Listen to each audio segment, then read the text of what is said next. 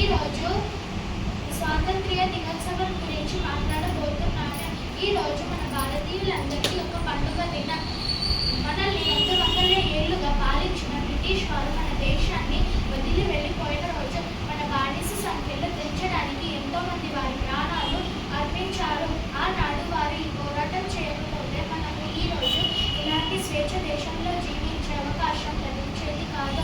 అలాంటి గొప్ప వ్యక్తులను స్మరించుకుని వారిలాగా మన దేశ అభివృద్ధి కోసం మన వంతు ప్రయత్నం చేద్దాం. మన దేశాన్ని జాతీయ జెండాను ఎల్లప్పుడూ గౌరవించాలి. ఇలాంటి స్వేచ్ఛ దేశంలో జీవించడం మన అదృష్టం. ప్రపంచ దేశాలలో పోటీ పడిన మన దేశం అన్ని రంగాలలో ముందుకు సాగుతుంది. ఈరోజు మన రాజధాని అయిన ప్రధానమంత్రి ఎర్రకోటపై జాతీయ జెండాను ఎగురవేస్తారు. కృషి చేద్దాం మన దేశ అభివృద్ధి కోసం.